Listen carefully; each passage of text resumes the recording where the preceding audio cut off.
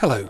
In episode 133 of Heirs for Architecture, I spoke with Lorens Holm, architect, scholar, and author of Reading Architecture with Freud and Lacan, Shadowing the Public Realm, which he published with Routledge in 2023. We explore the fascinating intersection of psychoanalysis and architecture, its symbolic layers, the unconscious dimensions of urban design, and how these ideas shape the way we experience the built environment.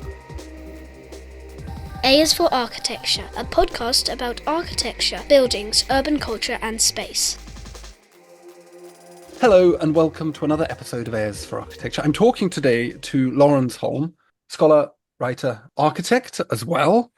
And we'll be discussing some of your written work. Lorens, not least Reading Architecture with Freud and Lacan, Shadowing the Public Realm, which you published with Routledge in 2023, and also, I suppose, touching upon your 2010 book, Brunelleschi, Lacan and Le Corbusier, Architecture and the Construction of Subjectivity, which you also published with Routledge. But before we get into discussing all of these wonderful things and this complex territory, Lorens, would you be a gentleman and introduce yourself, please? Indeed, yes. Just to say that probably I'll be talking mostly about the latter book, Reading Architecture with Freud and Lacan, Shadowing the Public Realm. And just before I introduce myself, I'd just like to say something about the title of that and the provenance of it, because it is important part of my introduction and the who I am. I usually refer to the book as Shadowing the Public Realm, because that's kind of like the thesis of the book. That's the point of the book. It's a thesis that the unconscious actually shadows or accompanies the public realm, which, just very broad brush definition, we might call political discourse, and the ways that we give it form with architecture through, forms like parliament buildings, debating chambers, speakers' corners, boulevards and piazzas and whatnot, sort of a public realm of political discourse and how we spatialize it and give it form. And so the thesis is that somehow the unconscious also constitutes that thing. And so I spend a very long time trying to explain what the unconscious is, try to explain what a bunch of other psychoanalytic concepts are, and try to indicate how the unconscious might be kind of activated and instrumentalized so it can actually play a role that it obviously doesn't yet play. I've been interested in psychoanalysis for a very long time. And I mean, I have a sort of a kind of mafia of architecture and psychoanalyst people around me, but I am also aware that it is quite foreign territory for a lot of people. And indeed, I often think about how it is that I ever got interested in it in the first place. And I mean, I should just say, first of all, that my undergraduate degree is in philosophy. So I actually, I went to the High School of Music and Art, which is a kind of art school for high school students in New York. But my undergraduate degree is philosophy. So I've always been somewhere oriented by the world of ideas. But I trained as an architect. Indeed, I'm qualified. I'm qualified in the state of Massachusetts and in the UK. I got my architecture degree from Harvard Graduate School of Design. I do remember one of my teachers said to me, because I didn't come with the architectural background of a lot of my classmates, and I once said, why was I? Well, no, I actually didn't ask. It was told to me by one of my teachers, oh, of course, you only got into Harvard because you did so well in philosophy or something, so I'm not sure if it was praise or not.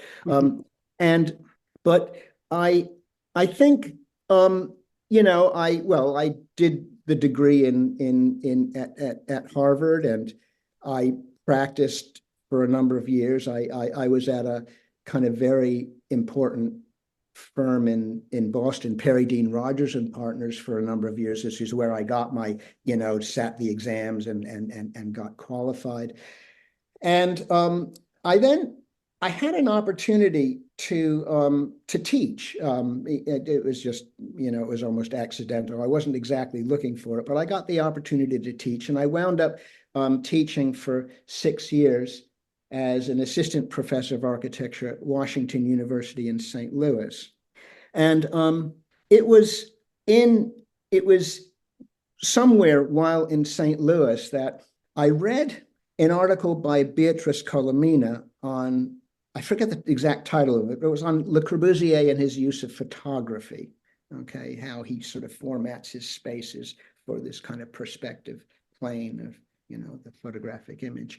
And she referred to a paper by Jacques Lacan, the post-Freudian French analyst, really the most important kind of person in the psychoanalytic project after Freud. I mean, very, very influential post-structuralist. A paper by him called The Mirror Stage, okay, in which, he argues that, that we are, that the agency, the psychical agency of the ego, this just in a nutshell, is kind of like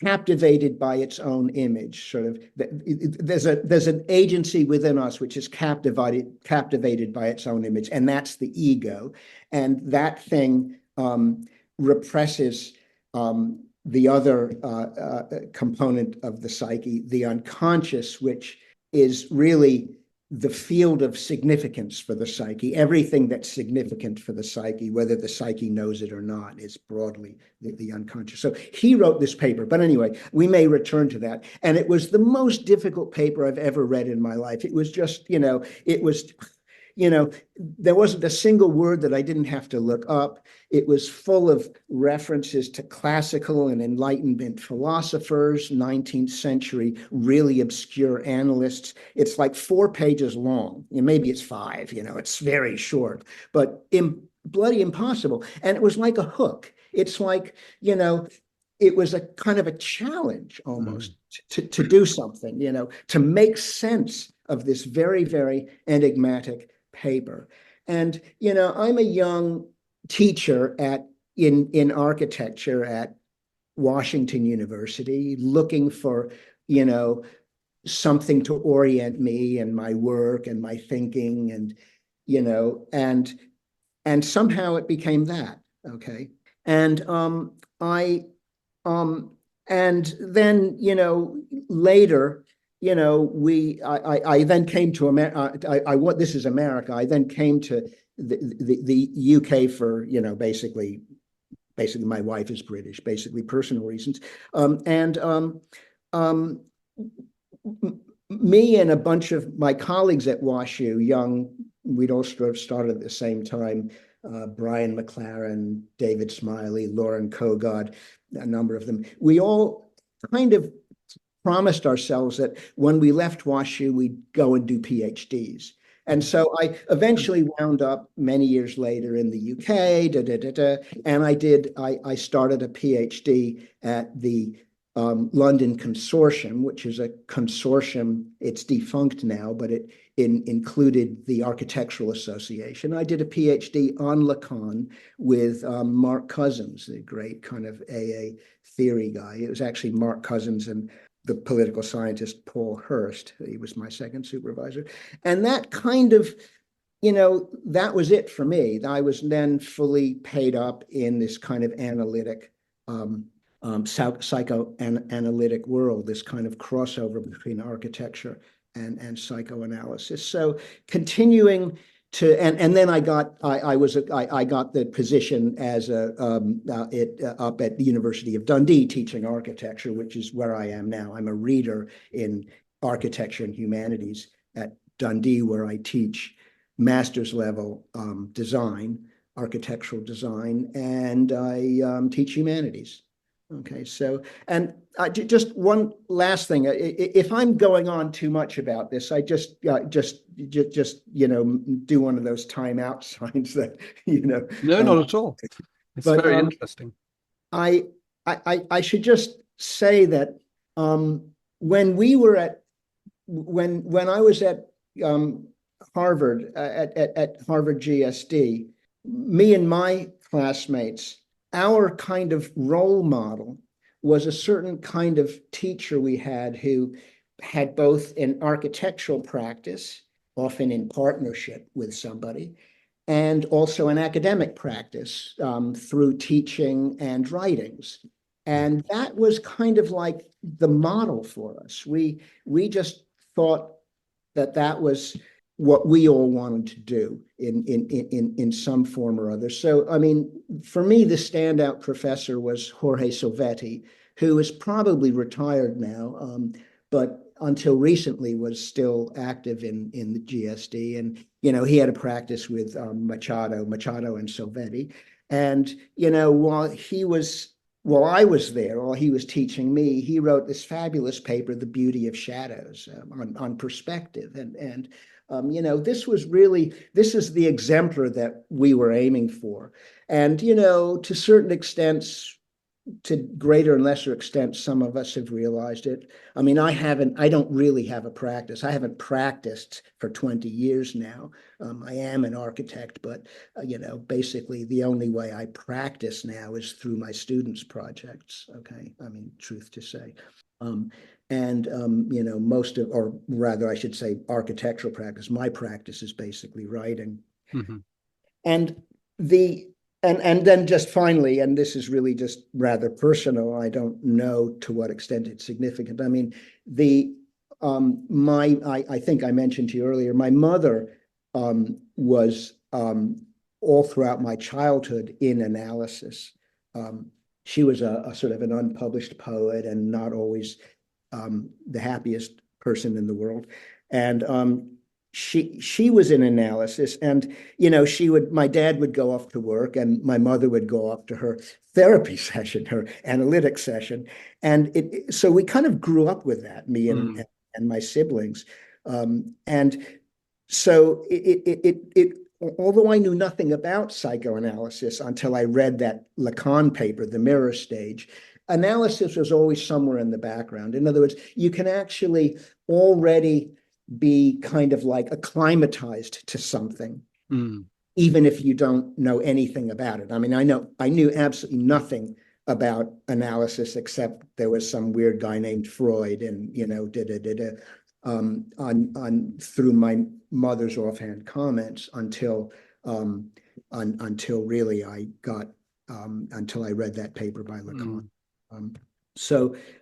Anyway, that's probably yeah. I mean, that's probably enough about me. I mean, how does psychoanalysis, maybe this is a question for a psychoanalyst, but how does psychoanalysis work? What, I suppose, is it? Because as I said to you when we spoke on the phone, again, it's one of these practices that has become very, very diffused within society. People are mindful of it, are aware of it. There's a lot of the language of it that kind of permeates our culture, but I think it remains rather hidden in a strange kind of way.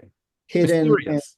And you said marginal, which I think is, that's good. I mean, there's a paper by Derrida where with the main text, taking up most of the page, and then a slim column of marginal comments on the side. And the marginal comments are in many ways the most interesting bit. And being on the periphery isn't always a bad thing. In fact, someone once asked Enrique Marias what it was like to practice from the periphery, because at that time, he was like, he came to WashU to go to a lecture, and someone asked him that. And at that time, he was still not very well known, and most of his work was in Barcelona. And he said, well, the good thing about, practicing for the margins is you can take pot shots at the center. That's what he said, and it's nice. It's a nice, but analysis, you asked what it was, and, obviously there's obviously different schools of psychoanalysis, and I don't even really know all that much about all of them, but, the mainstream is still coming from Freud, and, from Freud through Lacan and through, I mean, he's one of the principal readers of Freud, but there are others as well. And that practice is based on the idea that each of us has an unconscious, and that's where our desire, as it were, which is, think of it, our motivation, that's where it's embedded. It's embedded in the unconscious. We have unconscious objects of desire. There are a lot of things that we want. We want a new pair of shoes.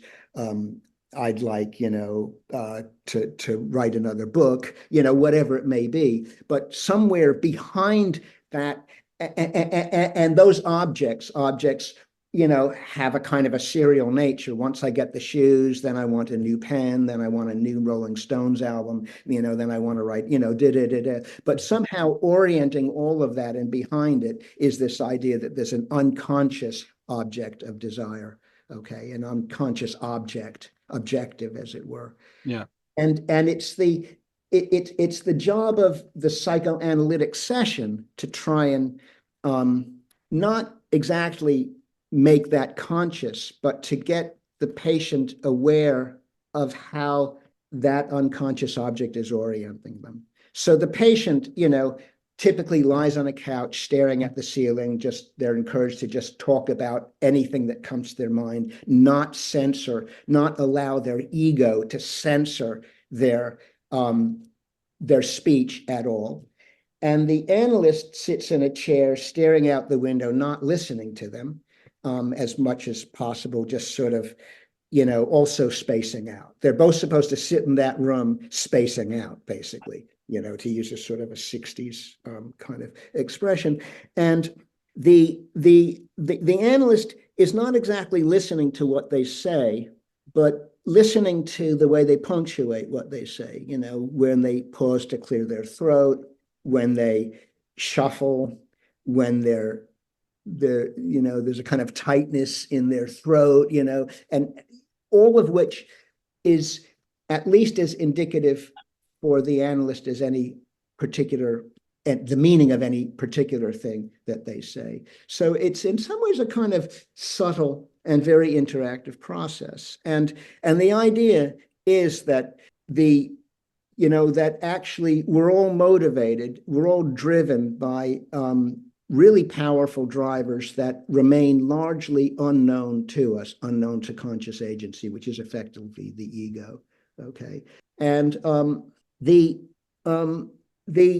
and I guess the kind of the important, or one of the important features of that unconscious is that it's kind of shared between us. It's something that emerges in interaction between people, and the paradigm case is the analytic setting. The patients sitting on the couch talking about whatever comes into their head, and the analyst sitting in a chair and sort of listening to them in a slightly distracted way, just sort of letting their own mind wander as well. And this kind of usually it's called free association. The patient free associates. They're not trying to connect things logically. They're letting their mind wander and associate, just say whatever comes into their head. And the analyst is trying to pick up on that and make sense of it, not exactly in the sense of sort of like interpreting an enigmatic text saying, okay, this is what it means, but helping the patient recognize what it is and why it is that they're being motivated to do this things that they are doing. And often it's things that are making them unhappy. I mean, people don't usually go to analysis unless they feel that there are things wrong with them. And, typically, the Mark Cousins, my PhD supervisor, who I still have fabulous amount of respect for, he used to say, you can always, he used to mention the example of the guy who always falls for the wrong girl. His friends can see it coming. Oh God, he's not going to fall for her. So obviously the wrong person for it. What that kind of scenario. I mean, it's a comedy skit kind of a scenario, but somebody who's always making the same mistake over and over again and is causing them a certain amount of unhappiness may go to analysis to try and understand what it is that's leading them to their object choices. Why this girl, this type of girl, always the one that all of his friends can see is the wrong girl for them, or the wrong guy, whatever it may be. I'm just retelling it in the way that Mark Holmes told it. Thank you for that. That was very, very useful. I have no experience of psychoanalysis. I've never lain on a psychoanalysis couch. I've sat on a therapist's plastic chair in an NHS health centre once for a few times, but that certainly didn't feel like free association to me, although it was very helpful. So we've got this idea of the subconscious, and as you say, it's shadowing the public realm, which I think is a really fascinating idea. Could you explain that a little bit more? How do we get from this idea of this unconscious to this notion, if I understand you correctly, of this being another, I suppose, realm of the collective? Yeah. Lacan says somewhere quite explicitly, the unconscious is outside of you. The unconscious is external. And is this a distinction from Freud? No. It's maybe just making more explicit something in Freud. Lacan is very kind of, at least in his terms, faithful to Freud. He's elaborated. He sees his life project, I think. How could I speak for Lacan, right? Of course. But, to the extent that I get it, he's kind of elaborating Freud or making Freud explicit or applying Freud in different ways. So the idea that the unconscious is external, is outside of you, is definitely in Freud as well, even if he doesn't say it quite as explicitly. And I think I can explain that in kind of fairly direct terms, although that doesn't mean that it's going to be immediately obvious how to apply that. But it's important to remember that the unconscious is something worked out in the analytic setting. It's something that happens between two people, between a patient who's speaking and an analyst who's listening. I think probably, a claim that I make, which may be a little bit too extreme, is that quite strictly, if we didn't have the language in which to express the unconscious, whether it's actual verbal language or, by language, I think we can include body language and other forms, okay? If we didn't have the language to express the unconscious, we wouldn't have one. If we were in a perfectly solipsistic world, a solipsistic world of one, that one person wouldn't have an unconscious, okay? It's not like an internal agency within you that simply needs expression. It's actually a linguistic or language in this broader sense. It's a linguistic phenomenon that happens between people, between subjects, okay? Because, I say something to you, but I have a slip of the tongue, and one of my favorite dirty jokes is, I forget the joke, but the punchline is, probably, am I allowed to say a dirty word on here? Yeah, we're all grown-ups. Okay. Instead of saying, so what do you think of the weather? This guy says, I'll tickle your ass with a feather. And so kind of a slip of the tongue, and the person says, "What?" And he said, "Oh no, I didn't mean that. It's I had made a mistake or something." You immediately disown it. Okay, but that's a moment where something else is emerging that is indicative of something going on other than what you want everyone to believe is going on. Okay. Yeah. And so the unconscious is very much an intersubjective or interpersonal phenomenon. Okay. And so that's kind of where it begins, this kind of idea that it's something that happens in the analytic setting. And the way that what I want to do is say, in as many ways as possible, that actually, it emerges, well, I mean, this isn't me. This is just to elaborate on the analytic treatment of it.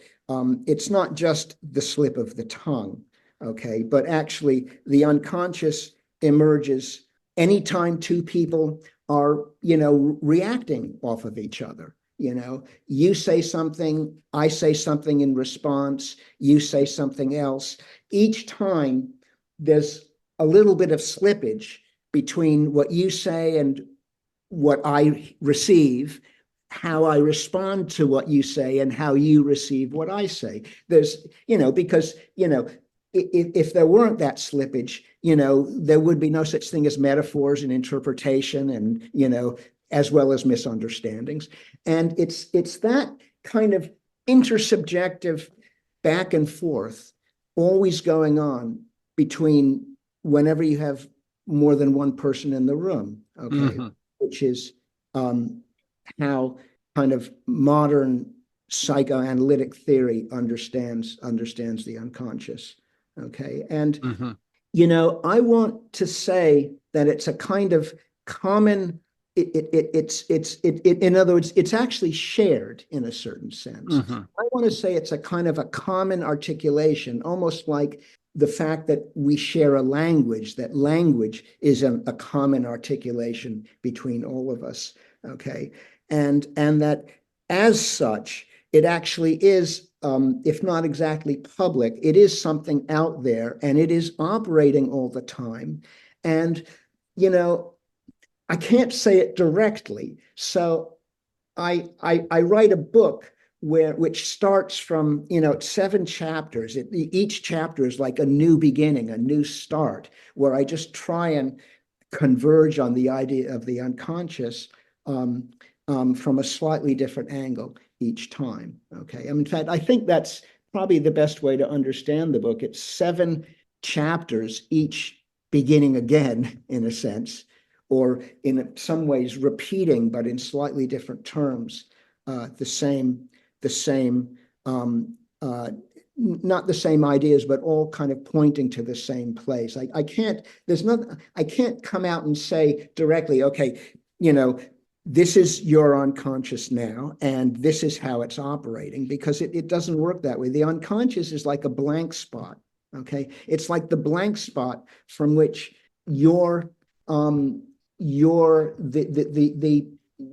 particular psyche, the whatever the Ambrose is that makes you Ambrose, it's where it's always emerging from.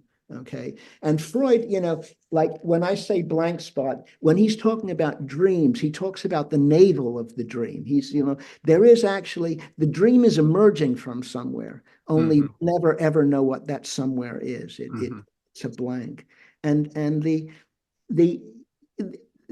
unconscious is never going to be visualized. It's never going to be kind of something that you can, a kind of an object that you can kind of like attain or hold on to. I mean, certainly not like a grab a basketball and, but it's always going to be slipping away, vanishing, a kind of productive absence. Okay, productive absence. It all. I mean, that's what makes analytic discourse or psychoanalytic discourse, and I think architectural discourse. I say it in the first chapter. I think it's what unites them. They're both constructed on something that isn't really there, a kind of an abstract entity. For psychoanalysis, it's the unconscious. For architecture, it's space. The idea that space is something that has an efficaciousness in architecture above and beyond simply the four walls and ceiling and floor, but there is something that is space. Alvaro Siza talks about space, Eisenman does. I mean, to me, it's in many ways very similar. It shows similar properties. We can see the effects of the unconscious in things like the interpretation of dreams or bungled actions, slips of the tongue, misunderstandings, jokes, etc. We can see the effects of it. But the unconscious itself, like space itself, is always kind of, always not there. In very fecund ways, always not there. That's a beautiful way of putting it, very fecund ways. I was wondering whether this idea of the almost publicness, the sharedness of the unconscious, foregrounds Hannah Arendt's idea of the sort of space of appearance, which has a very clear spatial, physical kind of content to it. Totally. I mean, thanks for mentioning that. I mean, I think it does. I think somewhere in the book, well, probably in the Venturi Scott Brown chapter, I probably mention the space of appearance, but it's very much like that. The space, in which politics appears. Yes, it's that space of appearance. The unconscious is the space of appearance of our desire.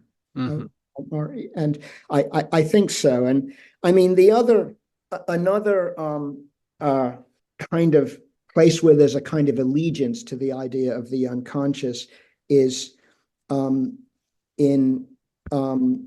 you know the political philosopher Paulo Virno, who wrote that book, The Grammar of the Multitude? I have heard of. Right. Well, I'm not exactly an expert in Virno, but I mean, he writes this book called The Grammar of the Multitude, and he wants to say that there's other ways that crowds basically are organized than by conventional political forms, like having a leader or because they've all joined a political party or whatnot, all of which are kind of, in my terms, ego manifestations. A big flag that you wave, or, rah, rah, rah, I'm a Trump supporter, whatever it is, that's all kind of, all of us together behind a big image. That's ego stuff. And he wants to say that actually, even if you strip all that away, there's still a form of organization of a multitude of people. And there is, in other words, a kind of grammar. They don't have a form, okay? The multitude, when you strip away the political party, the leader, the flag waving, the slogan, they no longer have what you would call a form, but they still have a grammar that organizes them. And and to some extent, that's literally a grammar, like we all speak English, or if not English, a language.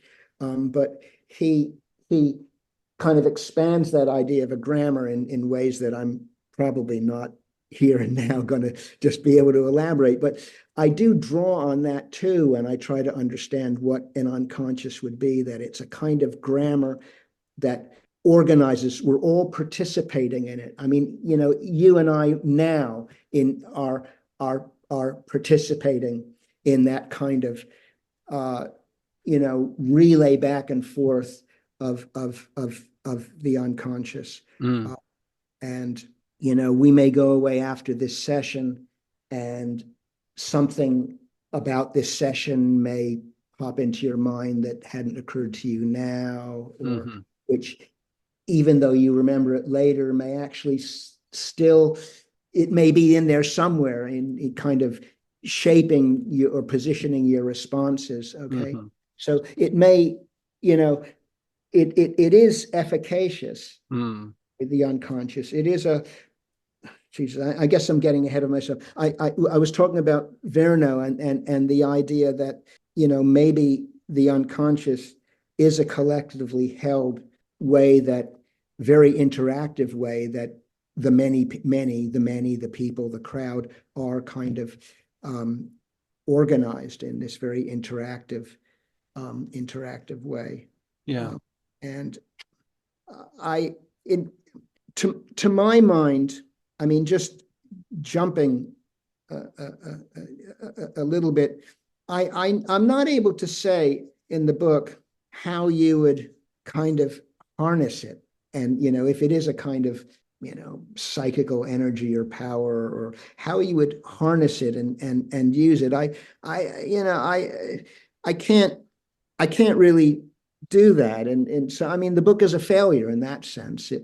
It's um I do feel that I've gone a very long way toward making sense of the idea that the unconscious is a kind of other sort of public realm or public discourse out there.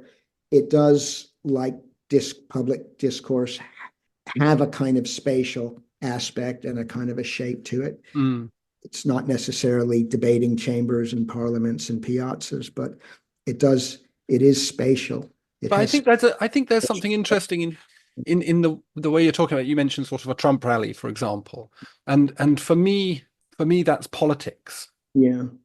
and that's one aspect of governance. Mm. But governance exists as those granular and often almost unrecognized actions and activities and deportments Yeah. and forms of communication Mm. that constitute the civic state. Yeah. And that sort of to me parallels the unconscious in the way that you're describing it. And so I think that's quite an I think that's a very, very fascinating, very exciting idea. I was wondering though about this idea of so I'm going to go back to Arendt because I know Arendt better than I know Lacan, which is By the way, I just liked what you just said. I mean, the way you just said what you said, I thought was really good, actually. I appreciate that. well, I'm just trying to think because I think actually your book does point to an answer. Yeah. I think you're being too modest in a way. Perhaps it doesn't state it like some kind of giant of the trade, a Corbusian or a Zahidian kind of giant. Yeah. But at the same time, I think there is an implication. And I was wondering again to go back to this idea of the unconscious as a shared space. Yeah. Yeah. One of the things that I think about the Arendtian space of appearance, which I think it parallels or foreshadows, is that through that spatializing, through that gathering together of people, you gain this idea of recognition, i.e., you can see the other.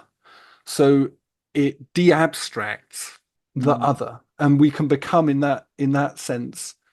We recognize that is at the heart of the political game, the political reality that we live within, and then we spatialize that in our public forms, in our built environments, in our cities, and in our towns.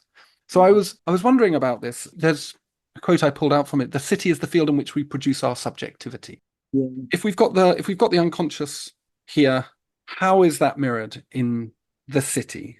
Mm. And again, I suppose it comes back to this idea of the public realm, which I'd like you to define, by the way, as both a physical and an unconscious thing. So I kind of want to understand a little bit better how you feel that this unconscious manifests itself in the public realm. I'm probably going to have to answer that in a kind of roundabout way, because it probably doesn't happen in any kind of overt ways. I mean, you mentioned the idea. I mean, see, this is the question the kind of direct question that I've been dodging all my life and, afraid of. But, there is a sense in which I think what we all want is a kind of recognition from the other. Okay. And, that's almost that's a close paraphrase of Lacan. I mean, he actually talks about how in what he calls the visual field, the object of desire is not this or that, sexual partner or this or that, girlfriend or boyfriend or whatnot, but actually it's their recognition. What you want from your significant others is some form of recognition. Okay. And and there's maybe a long discussion of case histories and whatnot that kind of support that. And the the problem then maybe becomes a problem of how you go to a political rally because you're for or against something, right? But you're also and you may or may not be sort of feel that you're successful in making your case or making your point there. But presumably, if there's an unconscious, then something else is going on as well. And that would be just kind of following this line of thought right now, some form of recognition of the other or by the other, and those others expecting that recognition from you. It's kind of obviously it's going to work both ways. And that recognition, it obviously isn't going to come, unless it's like a 1960s flower power thing. It's not going to be everyone, hugging each other and saying, I love you, it might be in much less overt ways, but let's just say that recognition has to go on or has to happen somehow. Or not that it has to, but that in order to make sense of the idea that the unconscious is participating in the public realm, we would need to be able to understand something like that happening and maybe facilitate ways that it might happen. And so like in the analytic setting for a minute, what the patient really wants from the analyst, is something like just like recognition of their desire, recognition of their pain, whatever. They're not actually looking for a cure per se, like, oh, you're sad because, well, why don't you do this instead? No, they're looking more for just simply a certain form of recognition. So for me, the problem then becomes either how do you make institutions in the city that aren't necessarily parliaments, which we already have, which would allow for a certain kind of recognition that isn't already happening, okay? Or maybe less instrumental, how would we go about thinking about designing, how we go about thinking about architectures that when we design stuff, that somehow is part of the brief. And what I mean when I say I haven't really gotten very far with it is that I keep coming back to the question in that very explicit way. And I'm not really I'm not able to answer it completely. I mean, for instance, I'm very intrigued by the idea, could you have a new institution in the city, which would be a kind of collective analytic setting, kind of, but not just a one-on-one between, a patient and an analyst, but it would be a kind of analytic setting within the city that would be kind of like putting lots of people together in self-reflective mode, okay? And in the end of the book, I argue that whatever form that takes, we need it because what we don't have in the debate about the environment is that kind of self-reflective mode, okay? Yeah.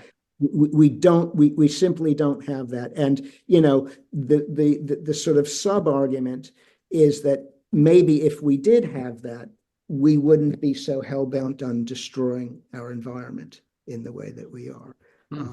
Because like I make the point that damaging our environment is a form of self-harm. It's damaging us too. Even if we can afford to live in a penthouse high above the smog, removed from from the filth of the city, we're still not really getting away from it. And so, the climate crisis is, in addition to a climate crisis, an epidemic of self-harm. And, that's pathology. Okay. That's pathology beyond the scale of the individual at some kind of collective scale. And it seems to me that, the remedy for that, it's therapy. It's not regulation. I mean, regulation and technology may also be in part of the bigger cluster. But what one really needs for a pathology is not regulation, but analysis, but therapy. And so, I wonder if, and it would need to be at a kind of at a collective level. And, so I do wonder if there are ways that communities can't bond around or form around the places that they live, and maybe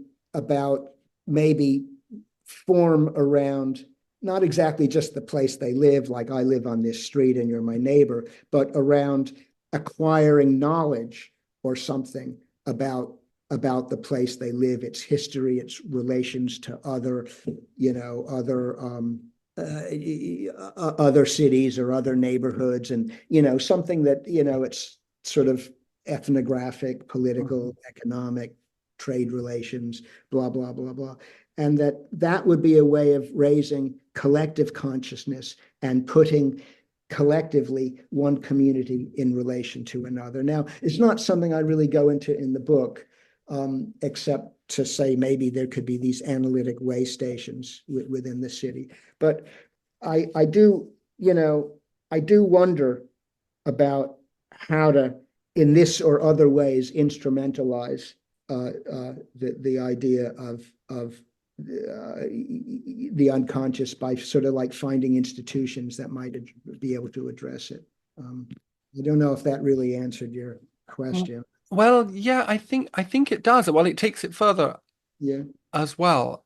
And it's a question I've been asking for a long time. It was a question my old pal Lee Ivett noted, which was that essentially modern urban life lacks adequate spaces for collective, I suppose one might call it spiritual activity, but you could call it unconscious gathering spaces, something along those lines, because particularly in the face of the decline of institutionalized religions and so on and so forth, those collective spaces seem to have been absented, and that's been a project long in the making, probably since the Enlightenment, possibly since the Renaissance. This kind of, I suppose, the secularization of the city in a way, with little blips along the way, but there's been a general trajectory towards secularization in modernity since the 1540s, I suppose, since the Reformation, which has created, and I think it is, as you say, at crisis point, a sort of amorphous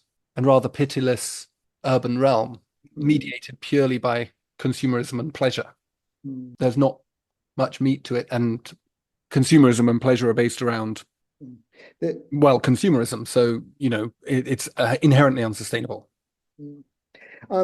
Listen, I want to, if I could just be a little more aggressive for a moment. I'm actually not apologetic that I don't have a solution, because I think one thing I have done is I think I've been successful in the realm of critique. Yeah. Okay? And critical discussion.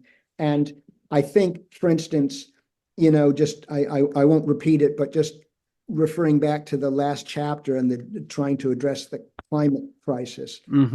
It's obvious, and I hope I make the case clearly that we're not going to address the climate crisis with solely with technology and regulation. We need some kind of therapy, and it needs to be therapy at the collective level. Yeah. Okay?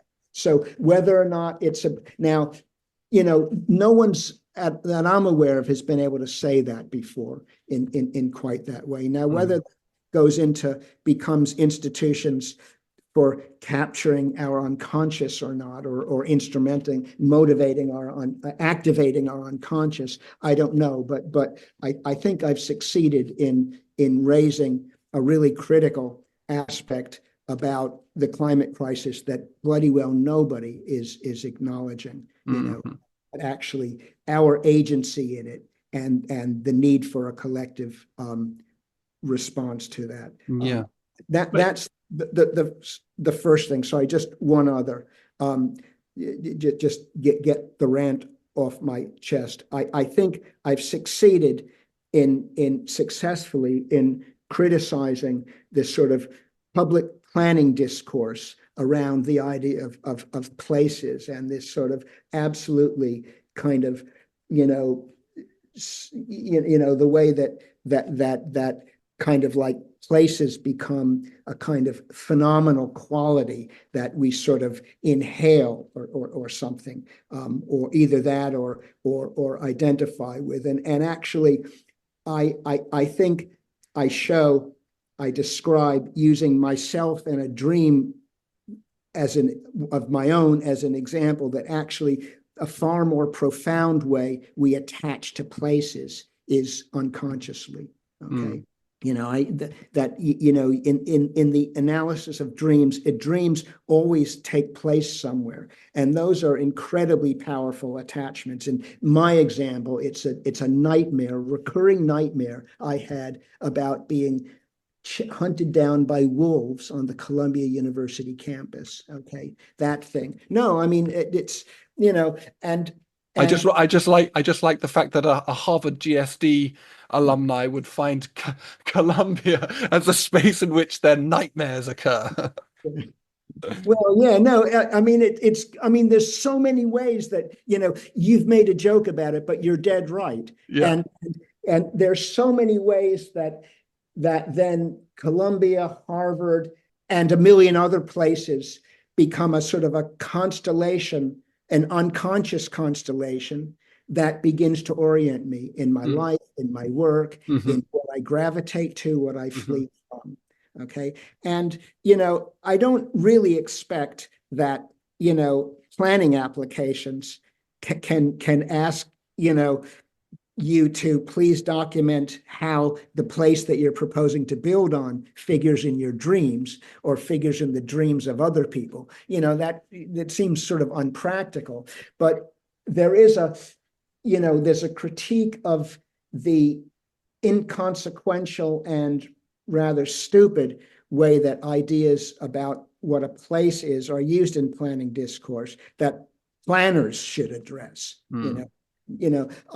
I think I've successfully shown something about the incompleteness of their treatment of place, and it's for them to address it. Okay, I can help them if a planner wants me to. I can help them. We can have a conversation, but the planners need to address it. I mean, sorry, and I interrupted you. No, not at all. I think this is a very important point to emphasize. I just wanted to flip it around to this idea. Back to Lacan and Freud. If we have this kind of, I suppose, spatial crisis, but we also have a spatial character to our public spaces, which reflect the collective unconscious, which I think is really interesting. I wrote this down when you first started talking. We're used to talking about the collective conscious, but the collective unconscious is really a very elegant idea as well. What do they say? I mean, do Freud and or Lacan talk about architecture and architectural production specifically? Is there something that they're concerned about in any way, I suppose?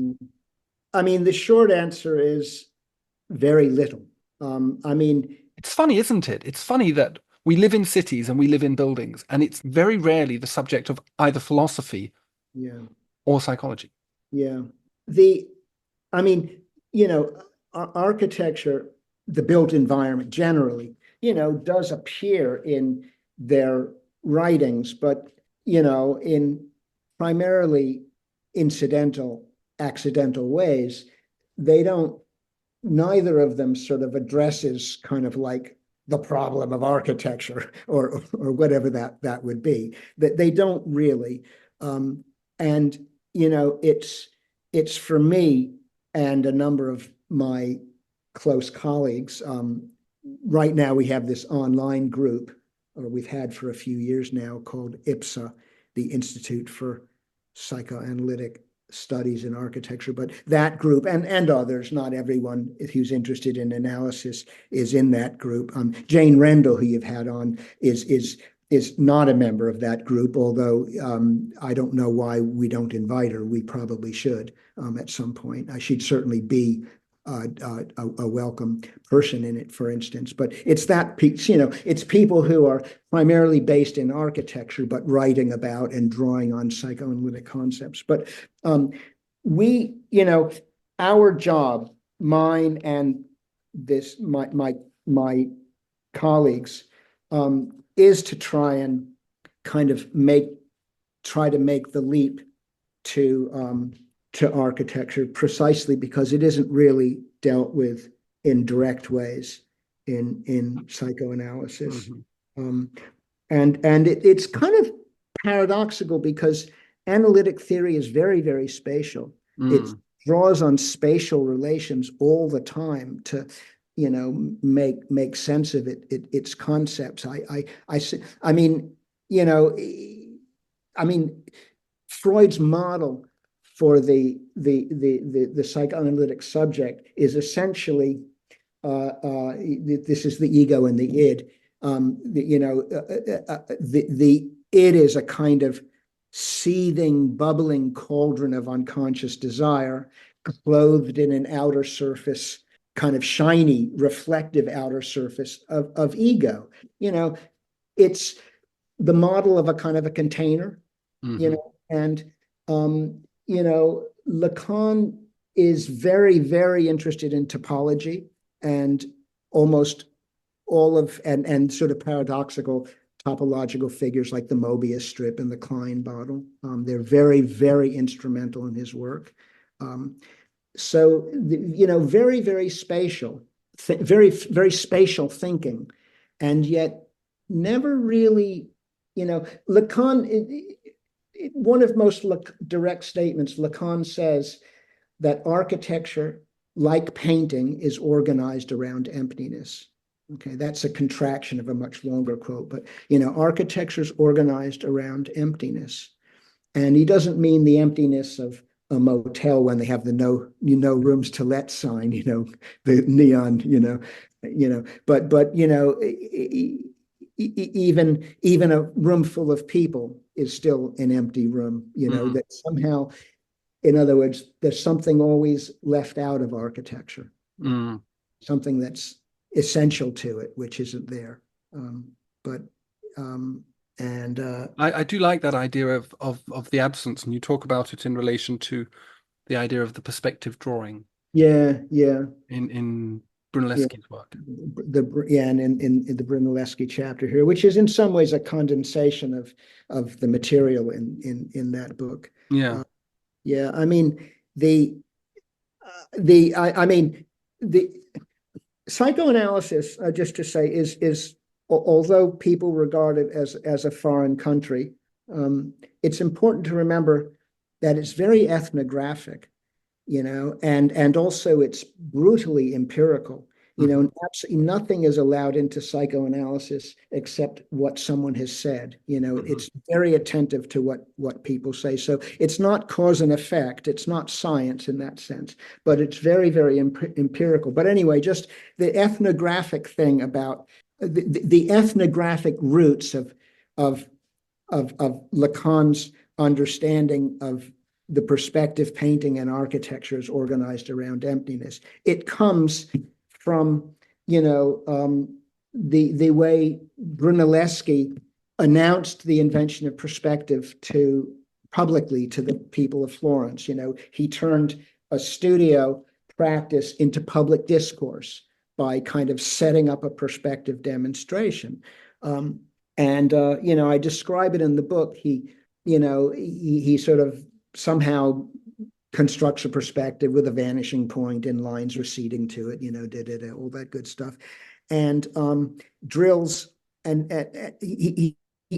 and then drills a hole right at the vanishing point.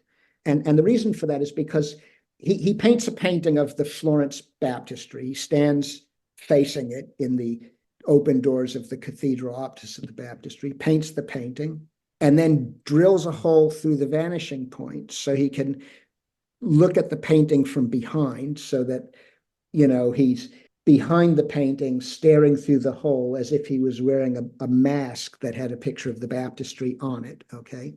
And then and through that hole, he can look at the baptistry, right? And then he flips a mirror up in front of it. So he sees through the hole, a mirror reflection of his painting of the baptistry, drops it again to see the view of the baptistry, flips it. And, and he has some poor schmuck he drags off the street, puts there and asks them to demonstrate it. And the idea is that he says, oh, wow, the painting looks just like the baptistry, Mm-hmm. I guess he could have done it side by side, had the painting to the side and asked them to look at the baptistry, but he decided to do it this other way. But what that does is that it actually removes the most critical point in the painting, where all the lines come together. Yeah. So, that, obviously Lacan means more than that. He means, in my terms, the terms that we're talking about, that there's a component to architecture which is never there, i.e. something unconscious which is never there, and which actually architecture is organized around. Architecture is organized around emptiness. That emptiness is some version of the unconscious. Of the self. Of the self, yeah. The selves that inhabit the building, the selves that designed the building and conceived of it, and all of those selves together. And that sort of reflects Henri Lefebvre's idea about the kind of perspective drawing, the space of art, in his chapter, his section in his book, The Space of Architects, where there's this idea that perspective representations of space are kind of, again, as I understand it, instruments of a form of objectification that's necessary for capitalist society, I suppose. But also a form of power and oppression. So by placing the person at the center of it in this Brunelleschi kind of way, you also absent them from the process, and it's almost schizophrenic in a way, isn't it? Yes. I mean, I think if